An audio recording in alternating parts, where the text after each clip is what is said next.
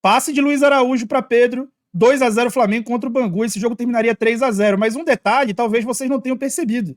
O gol nasce em um salto de pressão após o Flamengo perder a bola. Depois do Flamengo perder a bola, o Igor Jesus salta a pressão, executa, o perde, pressiona, a pressão pós-perda, a bola volta ao Pedro, o Pedro volta no Luiz Araújo e recebe para fazer o gol e conferir. Essa não foi a primeira vez. O Flamengo está defendendo muito bem e defendendo alto, como nesse lance contra o Sampaio Corrêa, que o Arrascaeta recupera a bola e enfia para o Gabigol fazer mais um de seus gols.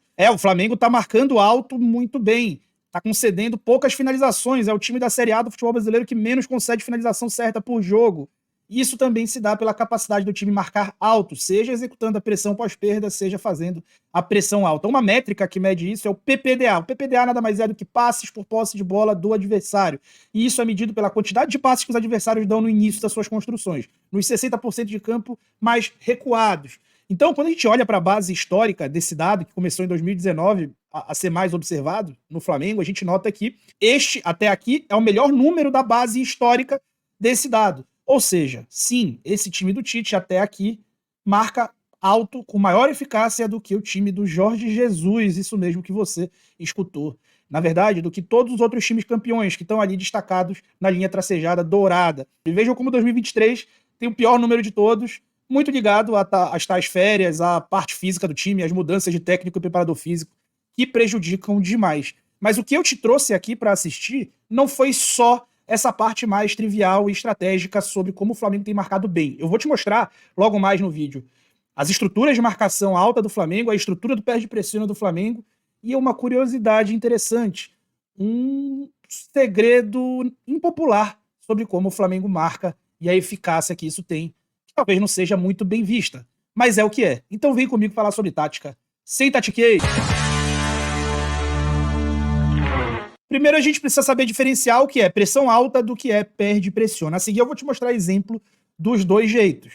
A pressão alta acontece quando o time adversário não está ainda... Eles estão iniciando uma jogada, você não estava com a bola antes, eles estão começando uma jogada do zero, numa falta defensiva ou num tiro de meta, eles estão começando e você sobe a sua pressão para marcá-lo, em outras ocasiões do jogo também.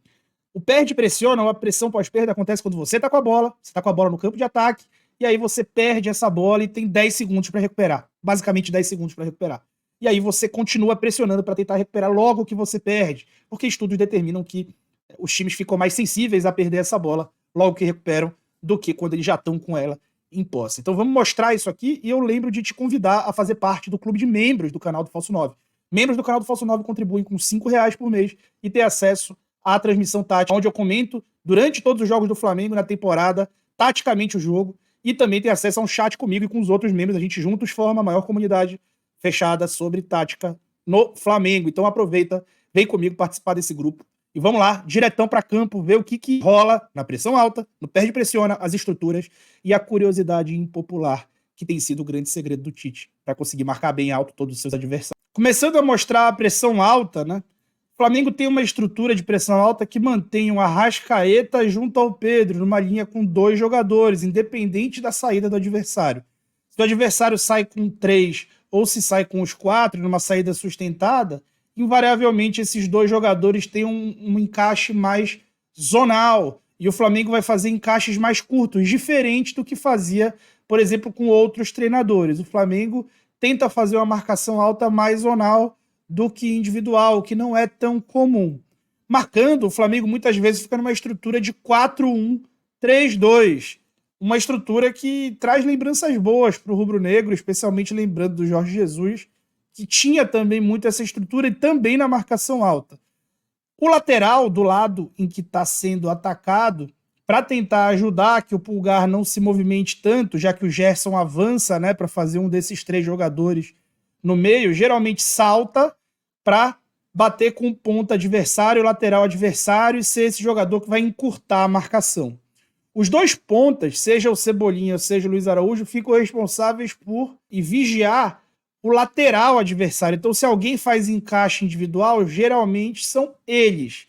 Nessa jogada aí, o Bangu passou a fazer uma saída de 3 utilizando o lateral direito nessa saída. E aí, o Cebolinha subia para fazer mais esse encaixe. A pressão alta do Flamengo é mais zonal do que individual, mas possui encaixes curtos. A missão dessa saída alta não é necessariamente recuperar a bola, mas sim forçar lançamentos e recuperar essa bola nas cabeçadas, nas interceptações. É por isso que é muito importante que os zagueiros vençam os duelos aéreos e queiram duelar aéreo. Isso é muito importante. Um outro detalhe é o Gerson. O Gerson, ou esse jogador nessa função do Gerson, teoricamente esse segundo homem, mas o Gerson joga até bem alinhado com a Arrascaeta em algumas fases do jogo. O Gerson, ele fica responsável por marcar geralmente aquele volante que baixa para dar esse apoio, e aí sim, de novo, um encaixe ali mais individualizado. São alguns encaixes estratégicos feitos individualmente, mesmo com a maioria sendo ali setorial, digamos assim, mais zonal.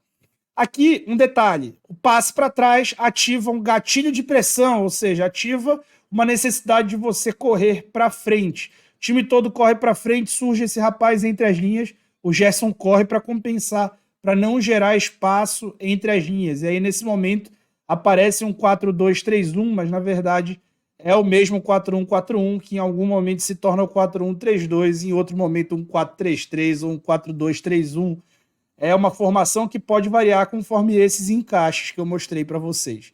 Aqui, de novo, a bola está com o Bangu, eles vão iniciar uma construção, sobe a pressão com os dois, está todo mundo mais ou menos marcado, as linhas de passe fechadas, e eles vão rifar. É claro que o Bangu não é o melhor adversário para você avaliar isso, mas todo jogo é jogo para avaliar estruturas, para avaliar regras de ação e para avaliar intenções. O Flamengo praticamente não deu opções para o Bangu sair jogando, e quando tentava sair, o Bangu até tentava sair, o Flamengo tinha algumas dinâmicas de compensação.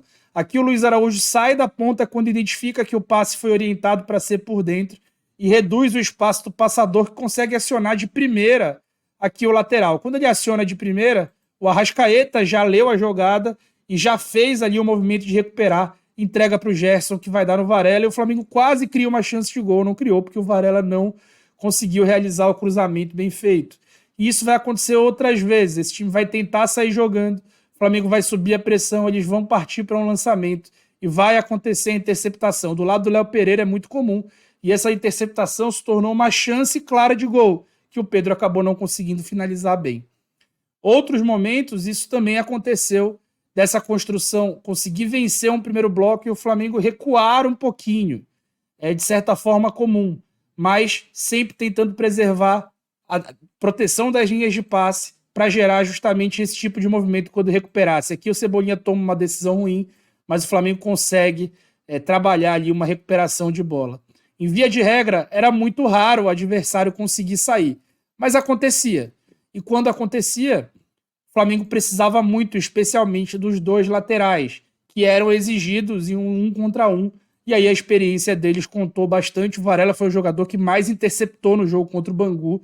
Ele que é um zagueiro que tem muitos valores defensivos e que pode ser melhor ali aproveitado se tiver sequência, pode mudar a impressão que alguns da torcida têm contra ele. Acabou sabendo muito bem dosar a hora de subir pressão, vencendo vários dos duelos aéreos, e nesse lance aqui o Bangu conseguiu escapar e finalizar.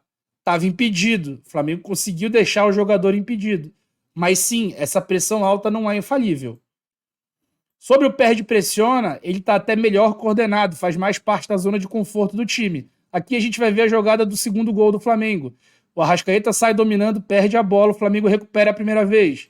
Tenta acelerar, perde a segunda vez, o Igor Jesus avança, recupera a bola a segunda vez e aí vai sair o gol. Aqui o Flamengo tenta construir mais baixo, o adversário recupera a bola e recua. E aí ativa o gatilho de pressão, o time sobe a pressão, mas consegue interceptar, porque sobe compacto. A compactação é muito importante, seja no perde-pressiona, seja na pressão alta, para não gerar espaço entre as suas linhas, que acaba gerando uma descoordenação e vai deixar o adversário o tempo inteiro contra a tua linha defensiva. Aqui o Arrascaeta erra o cruzamento, tenta fazer o perde-pressiona e comete uma falta.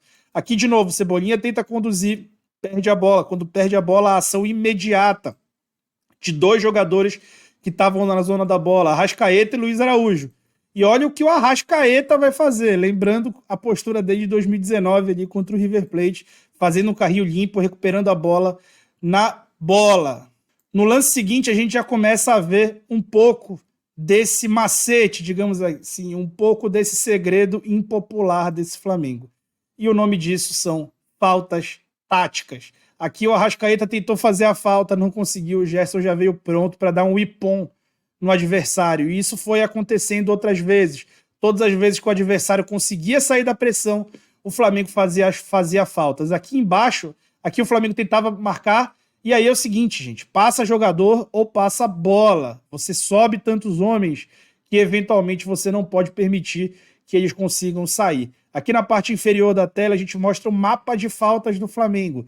Vejam como das 18 faltas cometidas, que foram muito mais faltas do que o próprio Bangu cometeu, das 18 faltas cometidas, apenas 3 foram no campo de defesa, e mesmo essas 3 foram muito distantes da área rubro-negra. Então é melhor ter os caras longe da minha área e eu fazer falta neles do que deixar de chegarem perto para eu tentar roubar a bola, e aí eu já estou numa zona de perigo, onde eventualmente eu tenho que fazer um pênalti, eu tenho que fazer uma falta. Os principais jogadores que fizeram falta foram Luiz Araújo, Pedro, então Gerson, foram os jogadores mais avançados do time, e a localização dessas faltas demonstra bastante. É um time que, todas as vezes que tinha essa primeira linha quebrada, ia para definir, fosse com falta, fosse com roubada de bola. E por incrível que pareça, gente, faltas táticas são artifícios dos times que jogam muito ofensivamente. Isso que você ouviu pode parecer uma coisa esquisita. Como assim? O time mais ofensivo faz mais falta?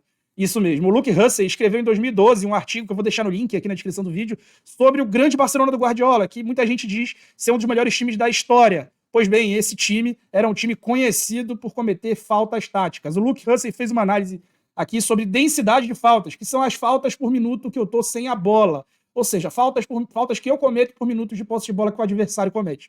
O Barcelona, contra o próprio Real Madrid, que era tão chamado ali de, aspas, jogo sujo, fez 4 vezes mais falta quando a densidade de falta entrava em campo. Contra praticamente todos os adversários, o Barcelona teve uma densidade maior de faltas do que o adversário. Do lado aqui, o mapa de faltas naquela competição. Vejam como aí, sei lá, 70% das faltas que o Barcelona cometeu naquela competição foram no campo de ataque. E o principal terço ali, onde o Barcelona cometia faltas, era realmente ali no terço final de campo, perto da zona que fazia gol. Então isso era bastante comum. Isso acabou no Barcelona? Nem pensar. O Pep Guardiola continua recebendo esse tipo de crítica especializada, como recebeu nesse artigo do Ian Watson em 2019, mostrando que o Manchester City não tem vergonha para fazer as artes sombrias, digamos assim, que é como os dois se referenciaram às faltas táticas. Gente, falta tática faz parte do jogo, tá na regra. Você tem a falta, você inclusive tem cartões previstos para esse tipo de coisa, mesmo que não tenha violência. Isso é comumente utilizado por times que escalam atacantes demais, que tem muita gente à frente da linha da bola e perde essa bola, precisa parar as jogadas. No Brasil, quem faz muito isso é o Fernando Diniz.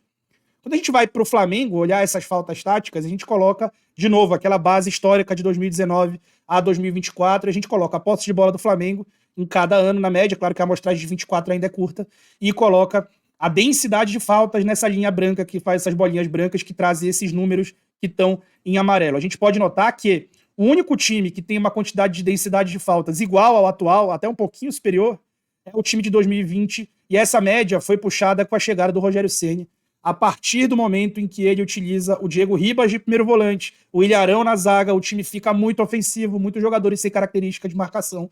Você precisa fazer faltas táticas. Entre os times campeões, o que teve menor quantidade de falta foi o time do Dorival Júnior, porque executava um tipo de marcação menos ativa, não fazia uma marcação alta para roubar a bola. A gente até falava que era um time que defendia com 7 jogadores. Foi campeão assim, deu certo. Com o Jorge Jesus, o time teve ali uma densidade de faltas um pouco mais baixa, mas teve também ali uma quantidade considerável, só que uma densidade bem abaixo, teve menos posse de bola do que esses outros 2 times. Então, não é uma coisa inédita para o Flamengo a utilização das faltas táticas, foi muito utilizada em 2020 durante o título brasileiro, e agora parece vir a ser utilizada novamente. A gente não tem como ter certeza, porque a amostragem ainda é curta, quando tiver 20 jogos de amostragem a gente vai ter uma noção melhor, mas dá para ter já as intenções do técnico Tite, e as intenções passam por marcar muito bem o time adversário, ter ali com ele uma capacidade de reduzir o campo dele, de recuperar essa bola, de permitir o mínimo possível de passes, lembrando que o PPDA, quanto menor, melhor.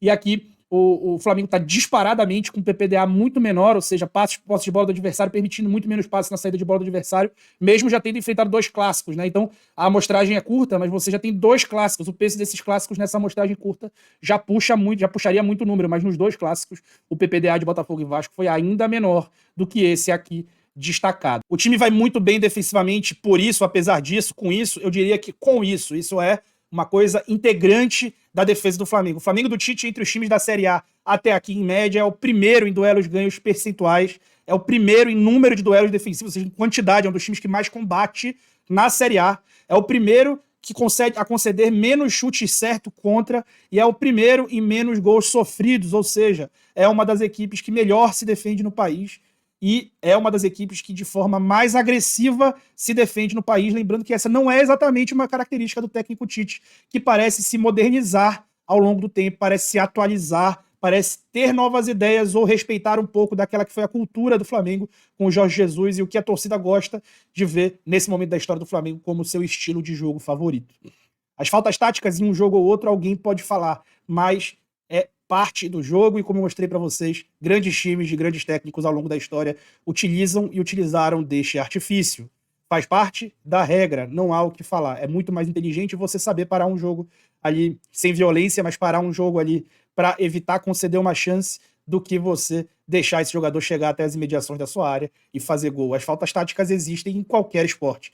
O basquete, por exemplo, é muito notabilizado por isso e até para coibir criou limite de faltas por jogador. Se algum dia o futebol vai fazer alguma coisa desse tipo, é possível que vá. Mas enquanto não faz, as equipes aproveitam, como aproveitavam na época que não tinha impedimento, para fazer o kick and rush e jogar a bola o mais longe possível com o menor número de passes.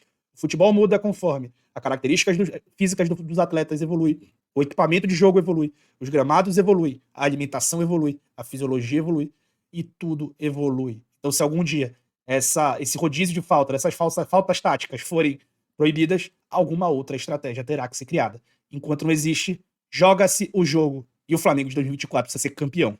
E para ser campeão precisa jogar. Precisa jogar o jogo, tá bom? Então, muito, muito obrigado. E eu fui.